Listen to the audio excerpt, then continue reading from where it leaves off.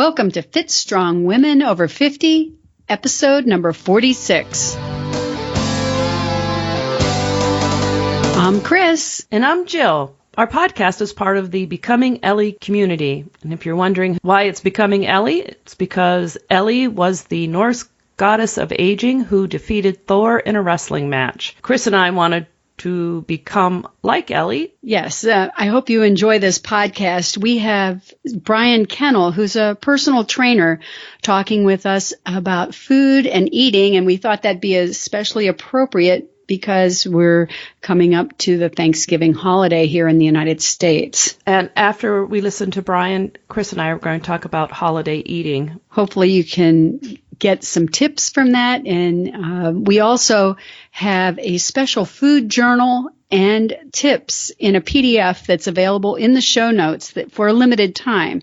So please take advantage of it for your holiday season here. Yes, that'd be great. Let's go to the podcast. So Brian Kennell is a personal trainer who has both a bachelor's and a master's degree in exercise physiology. He is certified through the American College of Sports Medicine.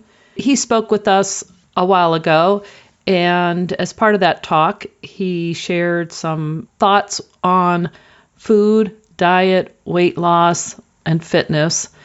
And this seemed like a good time to share that with you. If you're looking for more information about Brian, you can find him at his website, bekennelfit.com, and there will be a link to that in the show notes. So here's our talk with Brian. We're trying to focus on women who are over 50 and our target audience, women who are trying to be fit. Yeah. You know, with women, weight and stuff like that always comes into it, but we're not really trying to be a weight loss group. We're trying to be more like people who are trying to maintain their weight or just to be fit and strong and that kind of thing. Yeah, because I really like that because I think there's so much of a social pressure on weight loss. I mean, right. we're bombarded with that, and I think that if we would change our direction on that and we do focus on fitness and physical activity and things like that, that the weight loss is going to happen with that. Usually I feel like we come at it a totally wrong direction as far as society and as far as what the expectations are. What are your thoughts on what we should be eating or how we should be eating? First of all, don't let personal trainers fool you because most of us are junk food junkies. And so we have the same struggles that our clients do. We're not going to come out and always tell you. Hey, we ate donuts today. Yeah. So I'm definitely a junk food junkie. I'll be the first one to admit it. I love fast food. I love cookies. I love donuts. Does that mean that I eat them every day? No. I have the same struggles that my clients do. So just so that you just want to put that out there. But one thing to focus on, with your demographic and with, what your podcast is focusing on is for the athlete, female athlete over 50. You really want to be looking at fueling your body with a proper ratio of macronutrients to optimize your performance. And again, this doesn't mean that you can't enjoy a glass of wine with dinner or have a dessert every once in a while. It's fine. One of the things that I like to point out with people is, especially women over the age of 50, is as we age, our needs for protein changes. And there's a trifecta that I talk about. So it's reduced muscle response to protein intake, changing of hormones, and women over the age of 50 are typically less physically active. Not necessarily the group that we're talking about, but that is a concern. So what I really try to have women do, especially over the age of 50, is make sure you are getting enough protein. And the recommended protein intake is about one, and then we're going to get into the grams and kilograms here. That's okay. Is 1.8 grams of protein per kilogram of body weight. Ooh, that's high. Yeah. So, and again, that's as we age. So we can break it down. So if somebody weighs 150, let's say, yeah, that's how 60, that's about 68 kilograms. 68 kilograms. Yeah. So if we do some, let me do some quick math here. Yeah. Calculator. So that's about 120. That's about 122 grams of protein per day. Okay. Wow. But if you think about it, a day is a long time. Yeah, it is. And you've got a lot of meals and a lot of snacks in there. Yes. And some good sources of protein, it can add up. So if you again, I'm not a dietitian. I can't tell you what to eat, but I can give some recommendations. Eggs, so have a couple of eggs in the morning with with some oatmeal, with some Greek yogurt. Right there, you can have at least 30 grams of protein right there. Okay. A decent sized chicken breast for lunch and a quinoa salad right there. Easily another 30, 40, 50 grams of protein right there. Not to mention some of your snacks that are, mixed in there and stuff like that.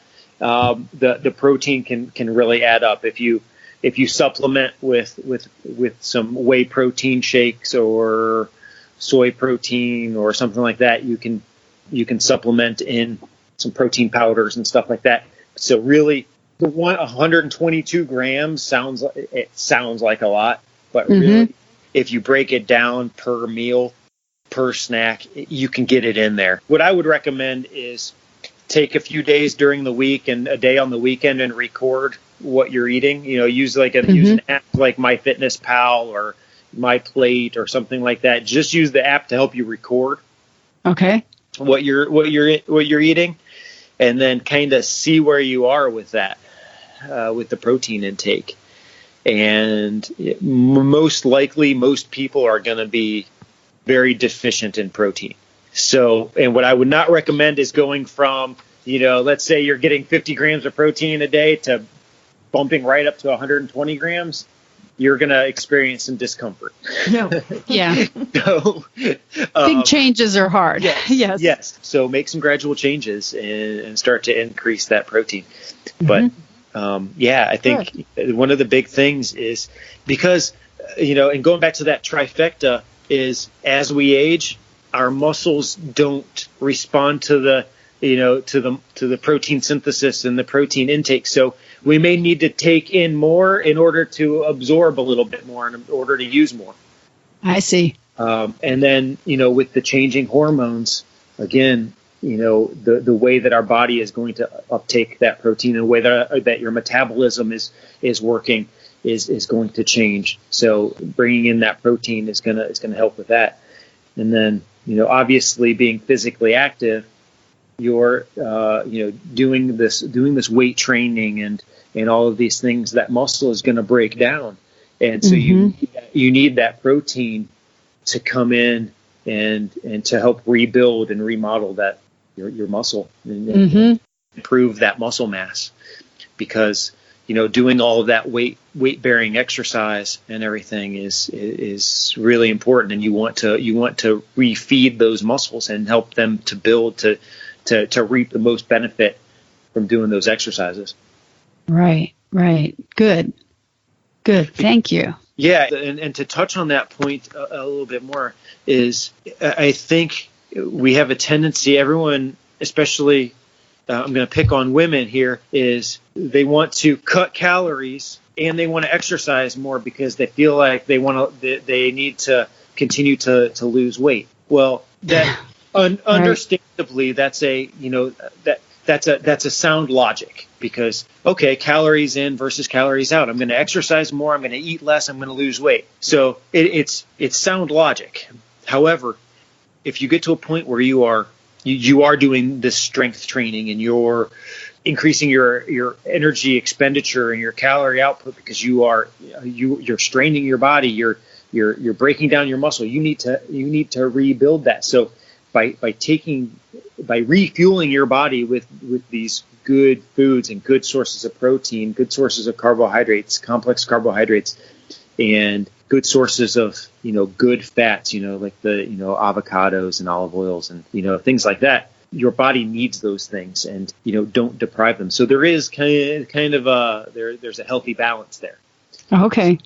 And you're right, because I've heard a lot of times people want to lose weight and exercise and build muscle at the same time. Yeah. And it doesn't really work. Doesn't really work that way. And boy, we can get into a whole other discussion about body mass and about body composition, the amount of muscle that you have. And, you're gonna burn fat a lot faster than you're gonna gain muscle. That's not actually the accurate way of putting it. Your body, you're going to see changes in body composition a lot slower than perhaps a loss in weight, because body composition, it takes a while for your body to build muscle and for you to actually see and feel gains in actually increasing muscle mass. I see. Whereas you can diet a little bit, cut out some carbohydrates, and decrease your calorie intake. And you can lose a little bit of weight, but you may be sacrificing some muscle mass there. And there's a lot more that goes into it. My observation is, so people who do weightlifting seem to have a really good understanding of how you basically lose weight and gain muscle. A basic thing is that, as far as weightlifting goes and strength training, is as you build muscle costs. So if we look at it as an economic, we can equate this to your physiological economics. Your muscle costs a lot of energy for your body to keep. Okay. Fat does not cost a lot of energy to keep. So fat actually is energy. So your body is kind of like this dumb machine. So your body is kind of like, oh, cool, I have more fat, I have more energy that I can use later on in case I need it. But I've got all this muscle, and man, I have to eat so much more nutrients in order to keep this muscle on, because this muscle is constantly begging me for energy. So there comes this balance of, how can I take in this energy but also get this muscle to use the fat that's on my body as energy too. So we get to that point of where you always hear about people talking about, low carb diets or keto diets and paleo and all these things where you're cutting out a large amount of carbohydrates from your diet. Well, the science behind that is, if we cut out the rest of that energy coming in, and we have all this stored energy, that our muscles are going to train, our body's going to train our muscles and condition our muscles to use the fuel that we already have, aka fat, for that energy, because we have all this stored energy that our body wants to, wants to hold on to. So we've got to train our body to let go of wanting to hold on to that fat for energy and using it for energy for that muscle. So that's kind of that's my visual of kind of helping people understand that doing strength training and weightlifting and everything, the more muscle you have, the more likely you are to continue to burn that fat and to lose that body fat. Okay. Thank you, Brian. That was really interesting. I think there's a lot of things that we can apply, especially this week. We keep hearing this about eating protein, so it's something I really need to pay attention to. That's why I'm going to eat turkey for Thanksgiving. I'm eating turkey too. In fact, I'm bringing the turkey to our gathering, and I am also in charge of stuffing and mashed potatoes and gravy. 3 things that I probably won't be eating. Oh, you won't eat it? I don't. The gravy, the mashed potato, I'll probably have some mashed potatoes, but the stuffing, no. Okay. I don't really like stuffing, and it's way over the, I like stuffing, so I skip the stuffing. But I like the mashed potatoes too. So what are you doing for Thanksgiving? Well, I'll be making like I said, the turkey, stuffing, mashed potatoes, and I'll probably also bring some vegetables. My son's girlfriend is a vegetarian, so she might be vegan. I'm not positive. So it provides some additional challenges. Okay, so no No cheesy broccoli. Not at all. Okay. I mean, butter is not vegan. No, right. Eggs are not vegan. Right. So there's different challenges to think about. And we also have someone who's light on the gluten, or once, doesn't do gluten. So, So you're having a large family gathering. Right. Very nice. Well, my son and his fiance and friends are coming over. I'm going to have a relatively small holiday dinner, but I'll have a couple friends over. But I am cooking, so I am cooking a turkey. And I haven't figured out what I'm going to do about the stuffing because you're right, that's a little bit over the top. Are you going to stuff your turkey or? Yeah, I usually do. So I have to figure out what I'm going to do about that. I think I will. But the one person who's coming has some gluten issues too. So I have to think about that. Well, it's really all about family and the people that are there. And I have to keep that in mind. I immediately go to the menu and what I have to buy and make, prepare and reheat and all of that. That's true. And I am really looking forward to seeing my family, so that's good. So I was thinking about this with the holidays. So we have, here in the U.S., we have Thanksgiving, and then we have Christmas, New Year's. The holiday season is upon us. Not to mention all the parties. Right. So it's not just those holidays. It's everything in between. I like to think, well, this is the holiday time, so we should celebrate and not be too concerned. On the other hand, I hate to spend, a good chunk of my year trying to be fit and healthy and then totally blow it out. I don't want to hit January thinking, oh, now I've got to lose 15 more pounds. Well, I don't think that you would gain 15. However, they do say something like, 5 to 7 pounds during the holiday season can come on. And I know myself, if I'm not paying attention, I really like to up my exercise this time of year because I've got to burn off those extra calories. They just show up. Yes. And that is one thing. I try to really make sure I am getting my exercise in, both cardio and strength training. The other thing I like to do is swap out some of the high intense calorie items at Thanksgiving. For instance, I'll probably be bringing sweet potatoes, but it's not going to have the marshmallows in it. I really, they look kind of cute when they're lightly toasted on the top of the sweet potatoes, but they add a lot of unnecessary sugar that really doesn't provide much nutrient. And I've found that I really like roasted sweet potatoes much better than the sweet potato fluff. I love roasted sweet potatoes. Yeah. And the green bean casserole, the other thing I swap out, or I guess I add in more vegetables. I try to make a lot more mushrooms, maybe have a couple tubs of mushrooms that I'll saute with some onions and stir that in with the green beans and go lighter on the milk in the Campbell's soup container, right. Yeah. But I use pretty much the traditional recipe. Okay.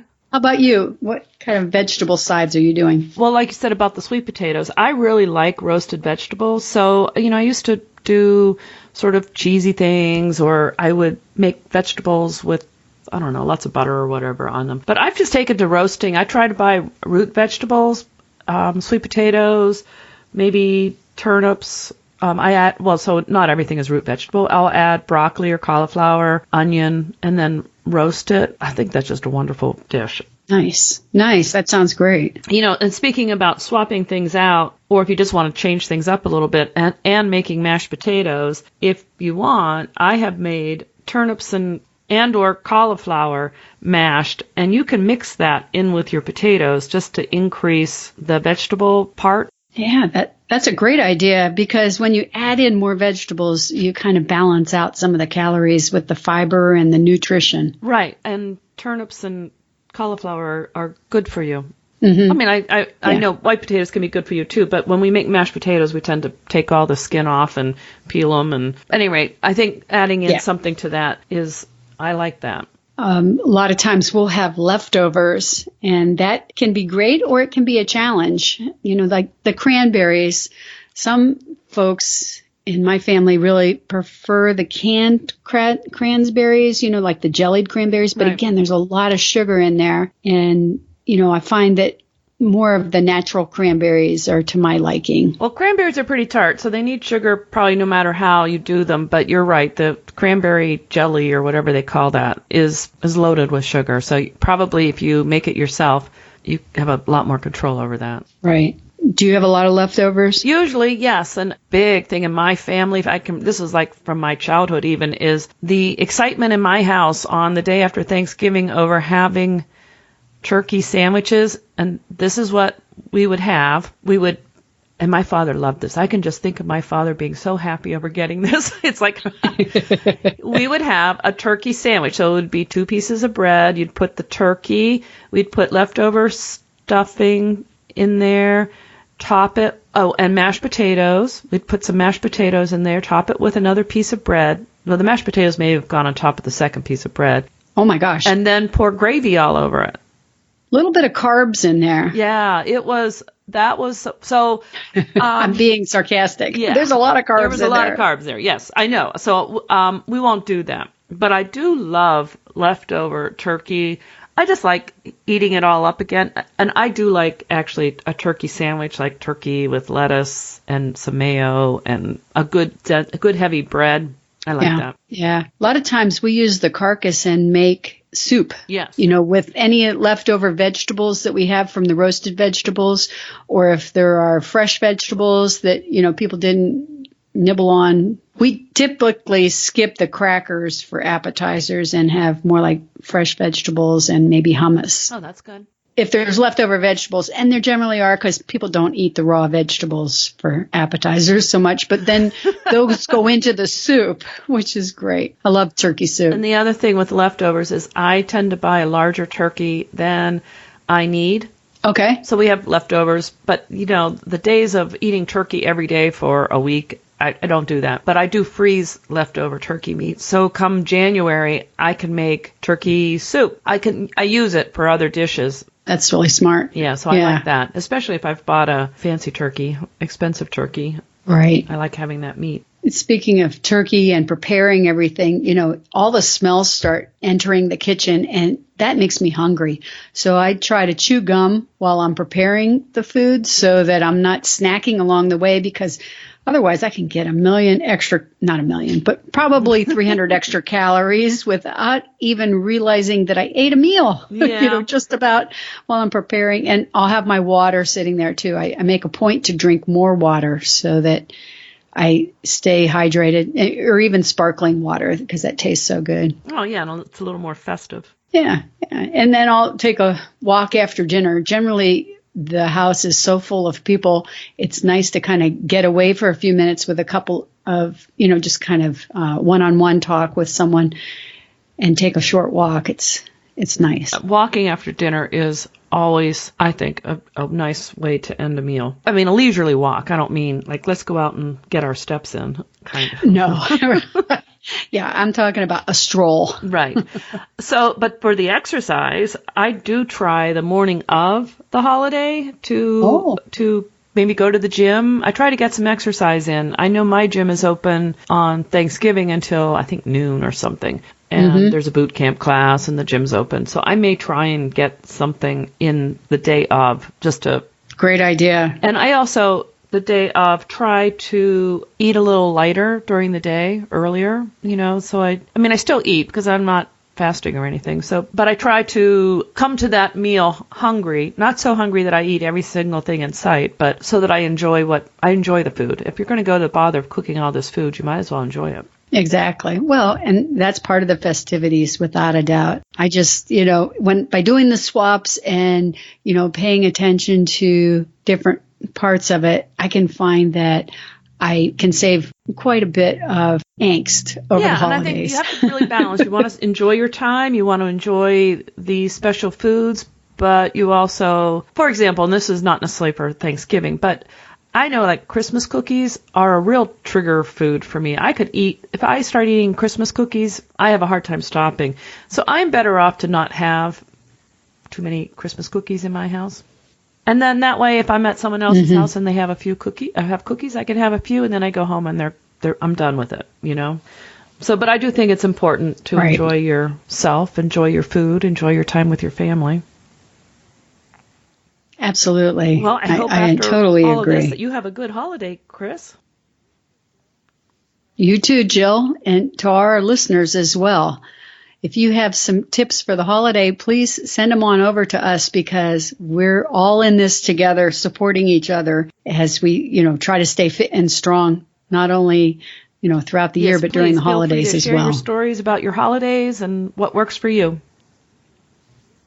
You can leave a voicemail at 330-970-6662 on our website, becomingellie.com, or on our Facebook page, which is also Becoming Ellie. And I'd like to invite the people that watch us on the Facebook page or Twitter, Pinterest, to join our private Facebook group, because we have a lot of encouragement and support, inspiration there as well. I will see you our next episode of Fit Strong Women Over 50. Sounds great. Thanks so much, Jill. Thank you. Have a good holiday. You too. Bye-bye now. Bye.